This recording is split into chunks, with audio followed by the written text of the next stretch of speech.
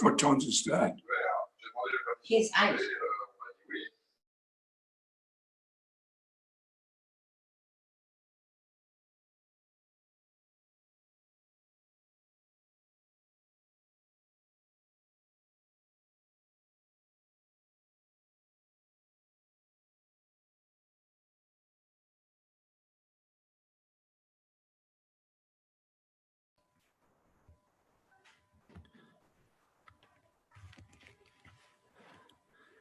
All right, good evening, everybody. Lovely to see you all. And it's lovely to see your faces.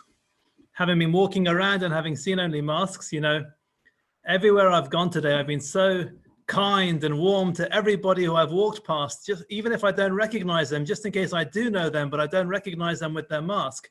Of course, if it was one of you, I know exactly who you are.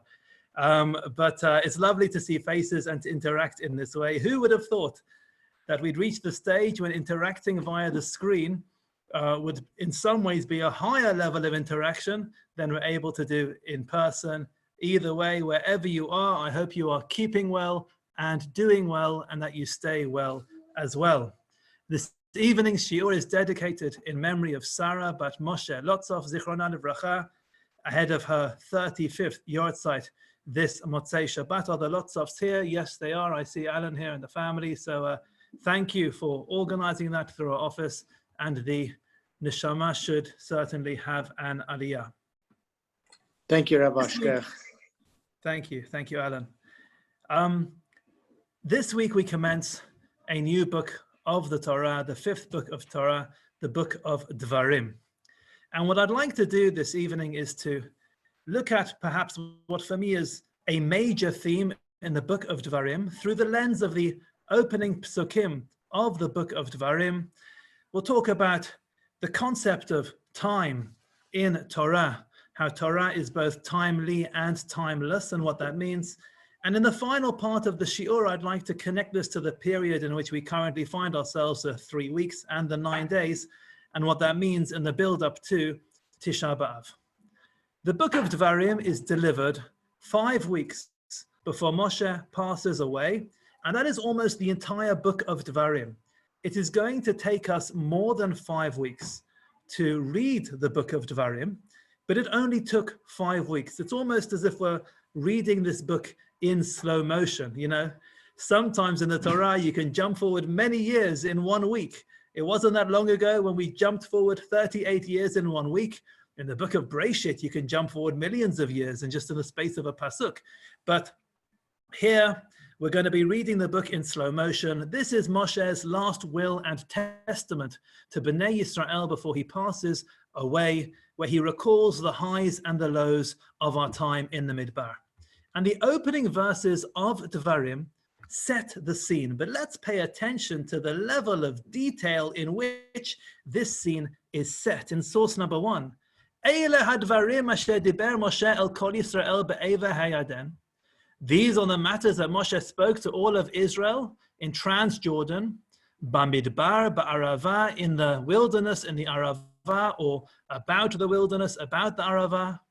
Mol Suf, opposite the Yam Suf, Bein Faran uvein Tofel, V'Lavan v'Chatzerot v'Di Zahav, between Paran and Tofel, and Lavan and Chatzerot and Di Zahav. We're given a very specific geographical pinpointed location here. Achad Asar Yom Mechorev, Derech HaSeir at Kadesh Barnea, 11 days from Chorev by Har Seir to Kadesh Barnea. So we're given the exact time, the exact location, and now we're told the exact time. Vayhi ba'arba'im shana, and it was in the 40th year, ba'ashtei asar chodesh, in the 11th month, be'echad lachodesh, on the 1st of the month, diber Moshe el b'nei Yisrael, kachol asher tzivah Hashem oto aleihem. Moshe spoke to the Israelites everything that Hashem had commanded him to say unto them. And having been given the exact geographical location and the exact timing, were then provided the historical context as well. This took place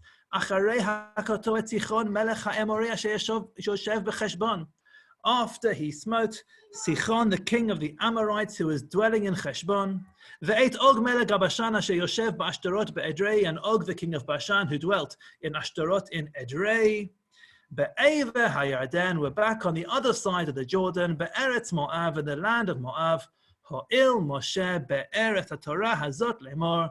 Moshe commenced explaining this Torah as follows. And after these 5 psukim of detailed introduction, Moshe commences his speech, which is going to take us through the entire book of Dvarim.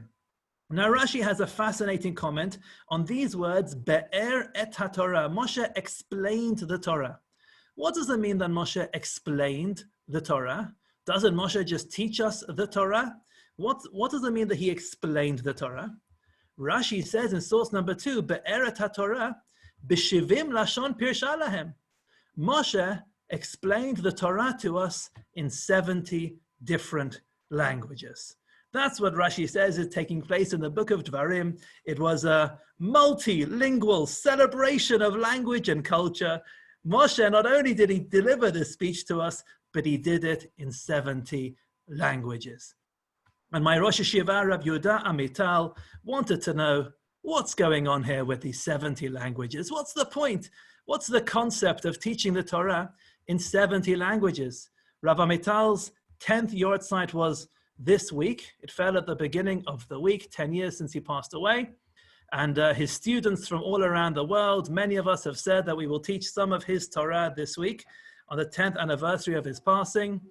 Rav Amital was a major Torah giant, a Holocaust survivor who looked over the empty hills of Gush Etzion, and he says, do you see that hill? That's where there's going to be a yeshiva, and there's going to be a Beit Midrash, and there's going to be a Chadar Ochel, and he had the great vision of what would become Yeshivat Har Etzion, and the ability to deliver on that vision as well.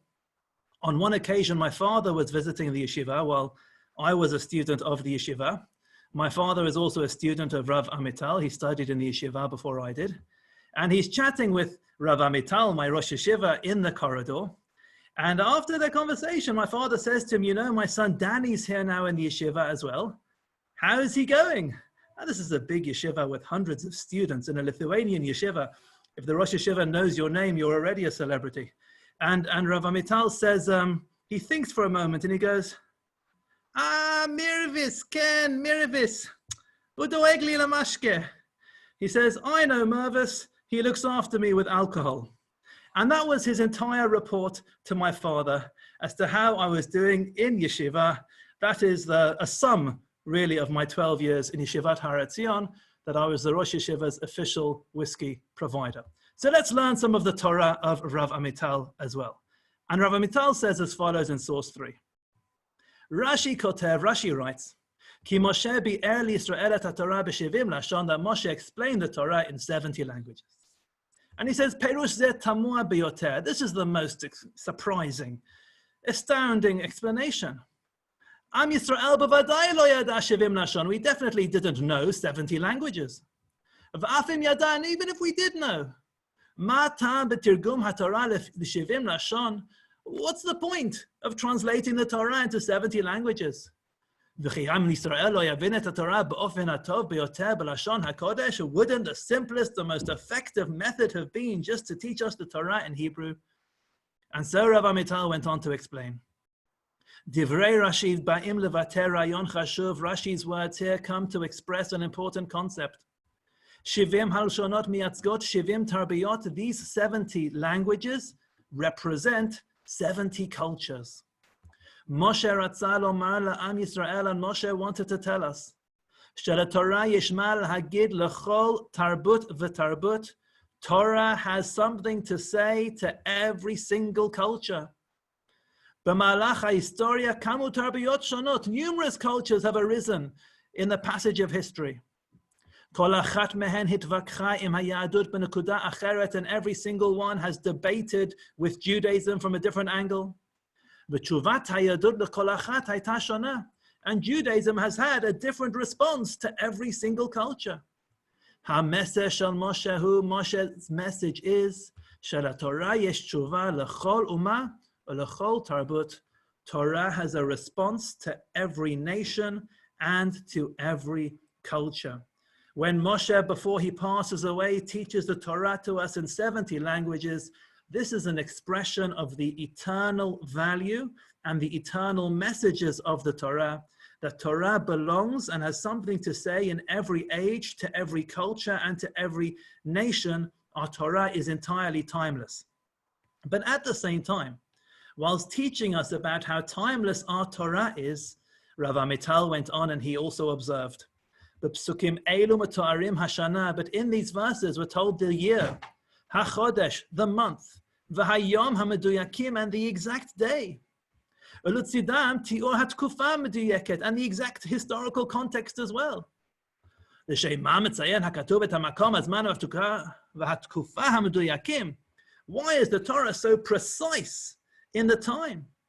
What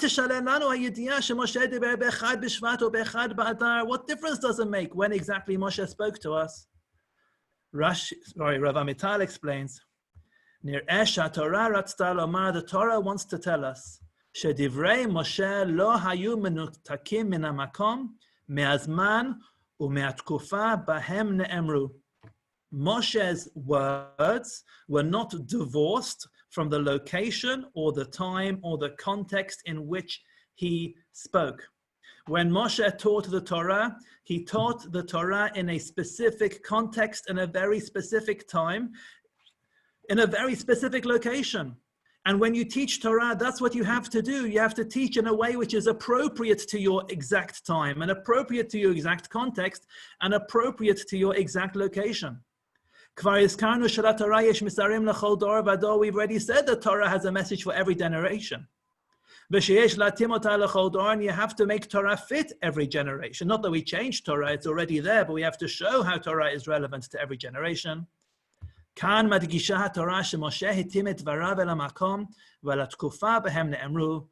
Moshe teaches us by example, because he himself makes his words match that time, that location, and that context. And so the opening section of the book of Dvarim presents us with a specific location and a specific time and a specific context, because that's how you need to teach Torah. You need to teach Torah with an awareness and a connection to your time and your location and your context. But at the same time, whilst Torah must be timely, our Torah is also timeless, and it belongs to every single generation. Sometimes I feel that some contemporary commentators might be tripping themselves up when they explain Torah in a way which exactly fits our time and our context, but in a way where if the time and context were to pass, you've put a sell-by date on Torah. Opinions change, fads change. If you say our Torah has to be understood in a way which happens to be popular in society today, then in 10 or 20 or 50 years' time, when society's moved on and understands things in a different way, if you've locked Torah into today's understanding, you're preventing Torah from being able to move on. And so when learning Torah and when teaching Torah, we need to carry this dual challenge. On the one hand, Torah must be relevant to our times and to our context and our location. But at the same time, when doing so, we shouldn't dilute the eternal value of the words of Torah as well. So now let's move on and consider the context and the time of the book of Dvarim. Because the book of Dvarim and Moshe's last will and testament doesn't always make pleasant reading. And Rashi reflects on this. And he says in source number 4, at the top of page 2, Vayhi b'arba'im shana b'ashteas ha'chodesh b'echad. L'chodesh is on the first day of the 11th month of the 40th year. Melamed shelo hochichan ela samuch lamita. When did Moshe provide us with hard rebuke? It was close to when he passed away. Moshe has some harsh words for us in the book of Dvarim. According to Rashi, each location at the beginning of Dvarim is itself a reference to somewhere in the wilderness where we went wrong. But Moshe has some hard words for us in this book. And Rashi says that Moshe intentionally timed his rebuke for the end of his days. Where did Moshe learn this from? Rashi goes on to say, Mimi lamad, who did he learn from? Mi Yaakov. He learned from our forefather Yaakov. Shelo hochiach et banav ela samuch lamita. Yaakov himself only rebuked his sons close to his death. Amar Yaakov said, Reuven bani, my son Reuven, ani omer lacha mipnei ma lo hochachticha kol hashanim halalu. Do you know why I haven't told you off all of these years? It's only on my deathbed that I'm sharing these feelings with you. Kedei shelo tanicheni v'telech v'tidabek be'esav achi. Yaakov was scared that if during his lifetime he would rebuke his sons, they might reject him and go in the path of his brother Esav. So Yaakov delays the rebuke of his sons, and Moshe also delays his rebuke of Am Yisrael, both of them sharing harsh words with us just before they passed away. And Rashi goes on to say there are 4 advantages of delayed rebuke. What are they? There are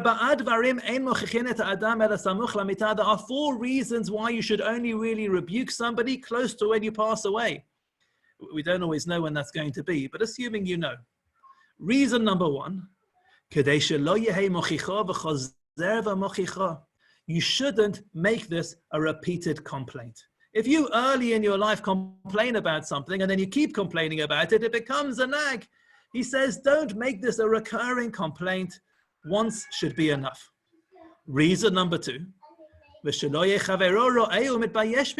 don't want a situation whereby your person, once you've rebuked this person, they're going to be embarrassed every time they see you. What if you're no longer around? You've avoided that issue. Rashi doesn't give the other 2 reasons. He's assuming that we're going to look it up ourselves, and we will in just a moment. And Rashi goes on to say it's not just Yaakov and it's not just Moshe. Joshua as well, only it was just before he passed away. Shmuel, and it's the same thing with Shmuel. David et Shlomo Bano, and King David as well are great biblical characters, saved their words, their harsh words of rebuke for their final weeks, days, or moments. Now, if we consider this, it's a very, very significant thing to do. Imagine if you are such an individual and your final conversation with somebody, which is such an important conversation, finishes off on such a bitter note. Final conversations are so valuable.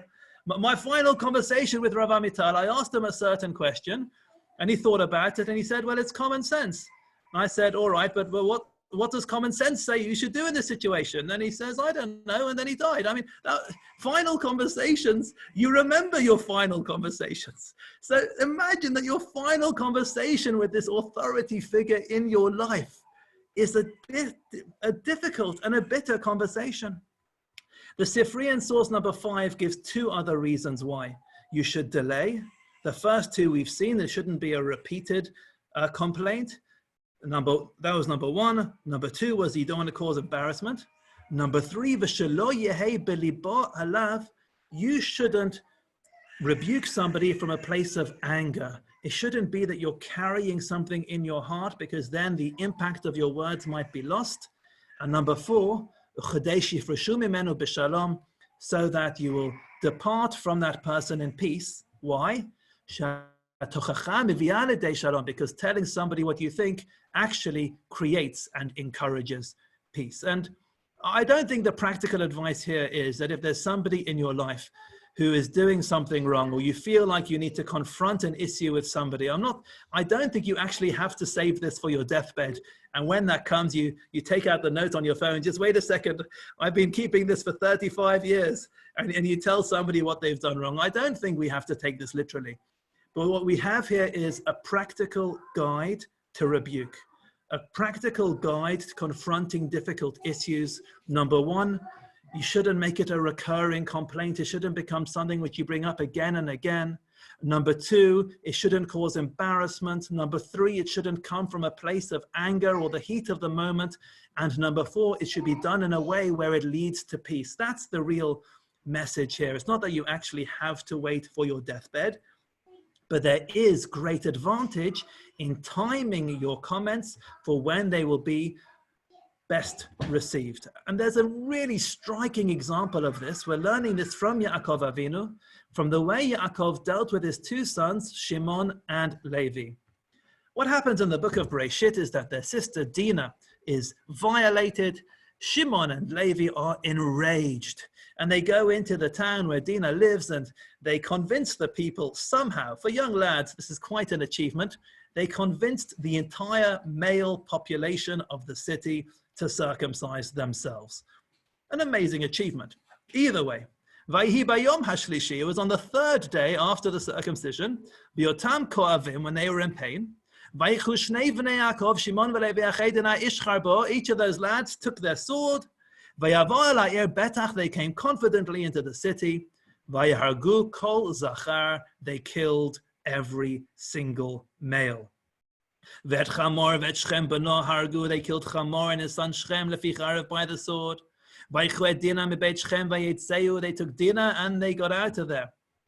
Bnei Yaakov, these sons of Yaakov, ba'u ala chalalim, they came upon the slain. Vayavozu ha'ir, and they plundered the city, asher timu achotam, which defiled their city, their sister. This is the way the children of Yaakov Avinu are behaving. They kill, they murder, they trick, they plunder. They come back to our forefather Yaakov. What does he say? Vayomer Yaakov el Shimon ve'el Levi. He says to Shimon and Levi, Achartem oti, you have discomposed me. Lahavisheni b'yoshev ha'aretz. You've made me odorous amongst those who sit in the land. In other words, he says, this is a PR disaster. Baknani uvaprizi, amongst the Canaanite and the Perizzite. Vani matei mispar, and it's also a strategic problem. There aren't that many of us. V'nesfu alai, they're going to come upon us. V'ikuni v'nishmadati ani aveiti, and they're going to kill us all. Yaakov, upon learning that his sons have murdered and plundered a city after lying to that city, does not tell his sons, this is unethical, this is immoral, this isn't the way the children of Yaakov Avinu should behave. He says, this is a PR disaster and I have some strategic concerns. And the brothers say back, Vayamru, and they said, is this guy going to make our sister into a harlot? And that's it. They get the final word. That's the end of the story. And Yaakov keeps quiet as if they were right to do what they did. But the reality is that Shimon and Levi, as we know, did not get the final word. Yaakov got the final word, but he didn't rebuke them then. Yaakov's final word comes later on at the end of the book of Breshit, at the end of Yaakov's life in source 7. What were Yaakov's final words and his bracha? What a bracha to Shimon and Levi. His words are, Shimon veLevi achim, Shimon and Levi are brothers, klei chamas mecheretehem, their weaponry is a stolen craft. Besodam al tavon nafshi, I don't want my soul to have anything to do with their conspiracy. Bikalam al techad kvodi, my glory shouldn't be connected to their congregation. Yaakov's final words to his sons are, I am distancing myself from what you've done. Kiva apam hargu ish, because with their anger they've killed a man, uvirtzonam ikru shor, and with their will they have hamstrung an ox. Arur afam ki az, cursed is their anger, for it is strong. Ve'evratam ki kashata, and their rage, because it's so powerful. Achal kem b'Yaakov afitzem b'Yisrael, I'm going to divide them amongst Jacob and separate them amongst Israel. Incredibly powerful words from Yaakov Avinu to his sons about their behavior, but these words weren't delivered in the heat of the moment. These words were delivered later on. And here Yaakov teaches us about how we're supposed to rebuke others. When there's an impending danger, you don't wait years in order to deal with it. There's an impending danger, an immediate concern. You have to deal with the practical and pragmatic issues straight away. If somebody's doing something stupid which will harm them, you have to tell them to stop what they're doing. But sometimes there's a value when it's not an obvious, impending, immediate danger facing somebody, to wait a bit. And after a while, come back to that person when the anger of the moment has passed, and you say, do you remember what you did back then? That really disappointed me. That's not the way the children of Yaakov should behave. I want to distance myself from that behavior. And if you approach somebody after the anger of the moment has passed, you're far more likely to have a positive impact on that individual. Imagine how Shimon and Levi felt returning from that murderous, bloody mission with their sister in their arms. That wasn't a time to have an ethical or moral debate with them. The time was later on. And so where we are able to delay our comments to somebody and say to them a few days later, do you remember what you did on Shabbos? I want you to know, I found that quite hurtful. I found that rather disappointing. The fact that you do it a few days later means they're not on the defensive, they're not in the heat of the moment. And the fact that you've remembered it says something to them, and hopefully it'll be far more successful. So far we have seen numerous reasons why the contents of the book of Dvarim appear in the book of Dvarim. Moshe is keeping these things, and he kept them until the end of his life in order to deliver them when they will be most poignant, the same way that Yaakov Avinu did and other biblical characters did as well. However, for the rest of this shiur this evening, I'd like to focus on a different value, which we learn from the timing of the events in the book of Dvarim. Because the book of Dvarim has another name. The other name of the book of Torah, which we're commencing now, is the book of Mishneh Torah. It is the repetition of the Torah. Why is this book called a repetition of the Torah? Tosfot in Masechet Gittin in source number 8 says, She'eino ela chozer v'shoneh ma shelemala. This book only repeats and goes over that which we have already learned. I know we have amongst us this evening individuals who are going through our conversion process. Well, the good news is when you reach the book of Dvarim, there's going to be lots of revision. All the things you've learned in Shmot and Vayikra and Bamidbar, they're going to come up again in Dvarim, and it's going to be easy because you know the stories, you know about the Meraglim, and you know about the Mapilim, and you know what happened to us already in the Torah. It's a book of revision. Now, what's the point of a book of revision at the end of the Torah? We've already received it, we've already learned it, and we're going to learn it again next year in the books of Shmot and Vayikra and Bamidbar. So why do we need a Mishneh Torah? We can explain that the value of the Mishneh Torah is not just a repetition of the same stories, but the same stories are being told from a different perspective. We're not reading about the stories in real time. We are reading about the stories from the perspective of a nation that is about to enter the land of Canaan. We're reading the story with the perspective of 40 years. Moshe Rabbeinu isn't talking like a leader in the moment when the tragedies and the challenges are occurring. Moshe is reflecting with perspective. And therefore the book of Dvarim is the book of perspective. We look at the same events again, but with a different perspective, the perspective of a nation which is approaching the end of the Torah and about to enter the land. And that is the value of the book of Mishneh Torah. It is the book of perspective.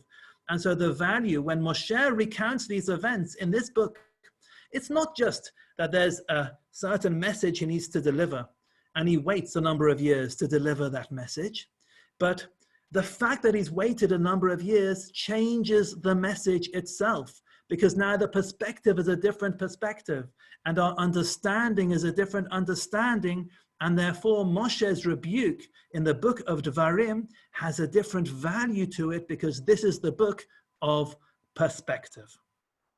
We are now in the month of Av, in the 9 days. We are well into the 3 weeks and we're approaching Tisha B'Av. And when it comes to the month of Av, we in our times, Baruch Hashem, have an incredible challenge.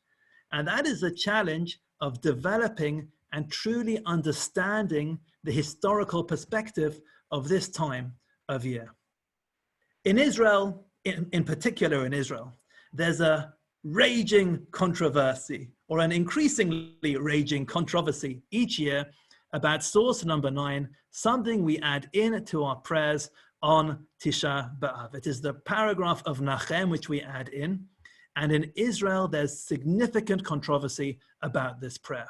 Let me explain. What do we say on Tisha B'Av in source number 9? We're going to say, Nachem Hashem Elokeinu et avelei Tzion v'et avelei Yerushalayim. Hashem, our God, console the mourners of Zion and the mourners of Yerushalayim. ואת העיר האבלה והחרבה והבזויה והשוממה, and the city which is mourning and destroyed and scorned and desolate. And we go through those four adjectives again. Ha'avela, the city of Yerushalayim is mourning, mibli banea, without any of her sons there. V'hachareva, the city of Yerushalayim is destroyed, mimonoteha, from its abodes. V'habzuya, it is scorned, michvoda, of its glory. V'hashomema me'ein yoshev. We say in our Amidah on Tisha B'Av, Yerushalayim is desolate, nobody lives there. And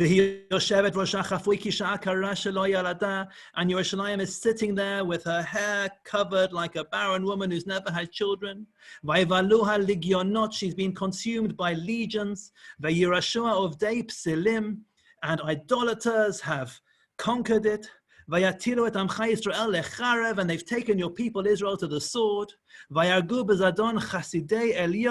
And they've wantonly killed your super pious individuals. Al Kain Tzion B'mar Tivkeh, and so Tzion, Zion, should cry bitterly. V'Yerushalayim Titen Kola, and Yerushalayim should raise its voice. Libi, Libi al Chalaleihem, oh my heart, over their slain ones. May I al Chalaleihem, my innards on their slain ones. Ki ata Hashem ba'esh hitzata, you Hashem set Yerushalayim alight with fire. You're also going to rebuild it one day with fire. As it says, I Hashem am going to be a firewall around it. I will be in it for its glory. Baruch atah Hashem, blessed are you Hashem, Menachem Tzion uvoneh Yerushalayim, who comforts Zion and builds Yerushalayim. This is what we're going to say on Tisha B'Av. And there are people in Israel who feel they simply cannot say these words on Tisha B'Av. They cannot stand before Hashem truthfully and say these words. They cannot say, Hashem, there's nobody living in Yerushalayim. Or Hashem, Zion is mourning. Is that true? I've brought you here a photo not taken too long ago in Yerushalayim. Look at these happy people in Yerushalayim from our community, the tellers, the seagulls, Fisher, Lamb. Who else do we have there? Philip Chester's there, the Wieners, the Estemans, Yossi Aaron at the Mizrahi mission to Israel. Look at all these happy people in Yerushalayim. Do they look like they're in a desolate, scorned city? No, Yerushalayim is full of life. Yerushalayim has never seen so much life. It's absolutely bustling. So how can we say to Hashem on Tisha B'Av, Hashem, there's nobody in Yerushalayim, if that's not true? And I'd like to show you a picture of a tree in Alon Shvut last year. Alon Shvut is the town in Israel where I lived for 12 years. Here's a tree in Alon Shvut. There was a sign put up on this tree last year in Alon Shvut as part of this controversy. Now, this isn't the famous lonely tree after which Alon Shvut is named. This is a tree with lots of friends. It's a different tree. This tree is outside the shul, just by the bank and the makolet.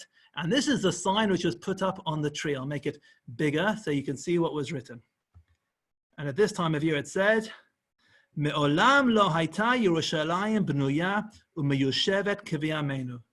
Jerusalem has never, ever been as built and as settled as it is in our times. If somebody says in the prayer of Nachem that Yerushalayim is destroyed and desolate, Nichshal b'midbar sheker tirchak, goes against the biblical prohibition of not telling a lie. Therefore, it is appropriate that before the expressions of destruction, hachurban and destruction, v'hashamama and destruction, shebitfilat Nachem, in the prayer of Nachem, nakdim et hamilah shehaita. We should add one little word to Nachem, the word shehaita. Yerushalayim was destroyed, desolate, scorned, and empty. And the suggestion is you have to add the word was to Tfilat Nachem in our times? K'fi shenahaga Rav Chaim David Halevi, like Rav Chaim David Halevi practiced. He was a big guy. He was the Sephardi chief rabbi of Tel Aviv, Yafo. V'lo necheteh b'sfatenu, and you shouldn't sin with our lips. Lomar hipuchat shel hamet, to say something which is the opposite of truth.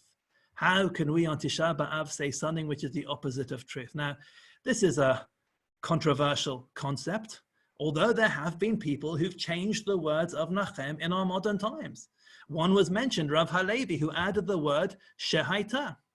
And there are Rav Goren, made up, we saw him in last week's shiur. Rav Goren made up his own version of Nachem for our times. And I'll tell you what my other Rosh Hashiva, Rav Aaron Lichtenstein, did up in the Tefillah.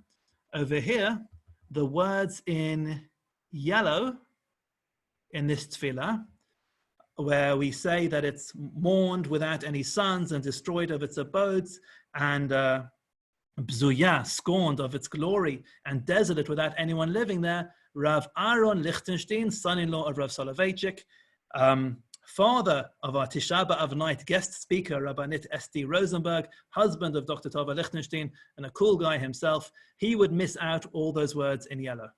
He would simply miss out those words.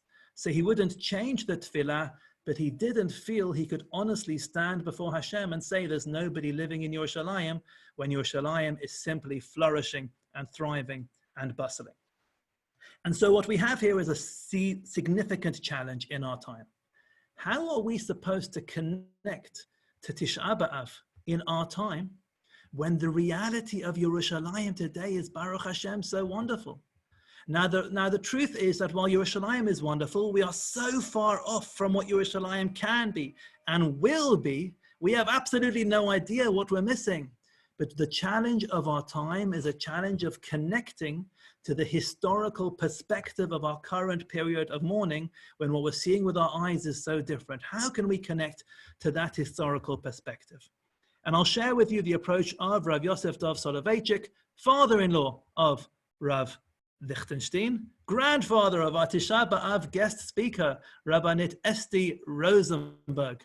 He also had some quite cool grandparents and great-grandparents and great-great-grandparents. And you can ask Jack Feldman all about them, because he is the Brisker dynasty's ambassador to Australia. Ask Jack to tell you all about the Soloveitchiks. Either way, in source number 10, Rav Soloveitchik talks about how we can connect to this time of year. And he says the Gemara in Yevamot, page 43b, distinguishes between Avelut Chadasha and Avelut Yeshana, new mourning and old historical mourning. So new mourning is the private mourning when somebody has passed away, and Avelut Yeshana is historical mourning. And he says, Avelut Chadasha is a spontaneous response, neither premeditated nor planned, to the sudden attack or onslaught of evil, catastrophe, disaster, or death.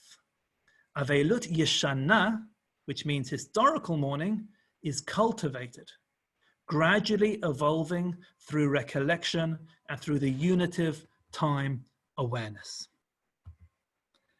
The main distinction between these two types of mourning expresses itself in the reversal of the order of the stages. And in this week's Mizrahi Shabbat package, which you should have received this afternoon, the article by our Rosh Midrashah, Dr. Michael Kaufman, goes into greater detail in Rav Soloveitchik's understanding of these stages. And if you want to look at even more reasons as to why the timing of the events in this week's parasha take place in this week's parasha, then Rabbi Kennard's Shabbat afternoon article in this week's Shabbat parasha deals with that as well.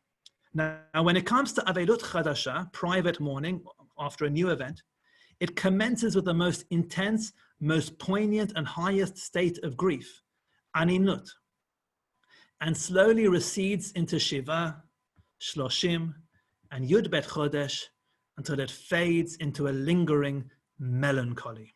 Now, this is very, very Soloveitchik, because Rav Soloveitchik is completely comfortable with somebody living in lingering melancholy. By the way, that's a very, very important concept for certain people. You know, in some conversations I'm having nowadays with people who are finding our current challenges and restrictions emotionally challenging. There's sometimes a sense of guilt when people feel that lingering melancholy. And for them to know that there's a strong Jewish tradition which allows for sadness, where if you're feeling bad or down, it doesn't mean you lack faith in Hashem. It's hugely validating for many people to discover the writings of Rav Soloveitchik, to know that it's okay to be upset and it's okay to be worried and it's okay to be down and it's normal to not feel normal, and that's completely okay, and there's nothing wrong with your faith in Hashem, and that's if that is how you feel. So when it comes to private mourning, let's say a child loses a parent, you start off with the most intense form of mourning, and then gradually you go through the stages where it goes down in its intensity. Aveilut Yeshana, however, historical mourning, follows a reverse course. It starts out with Aveilut of Yud Bet Chodesh. We start off with the 3 weeks, which are parallel to the year of mourning for a parent, the mildest form of mourning, which represents a sadness that is usually non-connotative and non-explosive.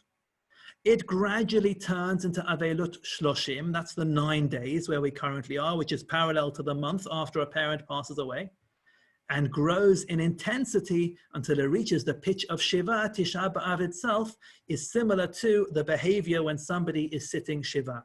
So historical mourning goes through the same processes as individual new mourning, but in the reverse order. Why is that the case? Why must that be the case? It is because Aveilut Yeshana does not establish itself at one bang. The process is generally slow. The halacha could not decree observance of mourning at once. The reawakening takes time. It transpires gradually. The Torah could not command us, or halacha could not command us, to suddenly arrive at Tisha B'Av, to suddenly feel the mourning of Tisha B'Av, to sit on the floor, to feel the sadness and the darkness, and that we're missing Yerushalayim. Especially in our times when things are so great in Yerushalayim, and Baruch Hashem, there's so much life in our capital city. You can't just suddenly sit on the floor and mourn its loss. We need a gradual process of setting and understanding the historical perspective. We need to start off with the 3 weeks and build up to the 9 days, and then build up to Tisha B'Av in order to understand and learn and internalize the meaning of Tisha B'Av. Because when it comes to historical feelings and emotions, those have to be arrived at gradually. And I think that for our community in particular, this is a hugely significant concept for us to understand, because our community is a community, as we know, which is predominantly built on survivors of the Shoah, the heroes who arrived in Melbourne and built so much of what we know today. And for that generation and the generation after that, the memory of the Shoah was perhaps the central reason to be Jewish, the central element of one's Jewish identity, and the major motivating factor for people to connect to Judaism. It was about connecting and rebuilding and sustaining after that which was lost in Europe. We now have a new generation. And there are those who say that our new generation needs a new way to connect to their Judaism. We can no longer define ourselves by the persecution of the past. We now need to define ourselves by the hopes of our future. And some people find that concept offensive when they're told that we shouldn't focus on the Shoah so much anymore, and that now we have to have a positive identity as opposed to a negative identity. And I can understand why that concept can be so offensive, but I would put it differently. Using Rav Soloveitchik's terms that we learned this evening, we have to understand that we are at a crossroads where the Shoah is turning from an Aveilut Chadasha into an Aveilut Yeshana. It used to be a new sense of mourning, which was obvious and part of who we are, and you didn't need to explain the value of the Shoah or the lessons of the Shoah or the meanings of the Shoah, because it was so Chadasha, it was so historically recent.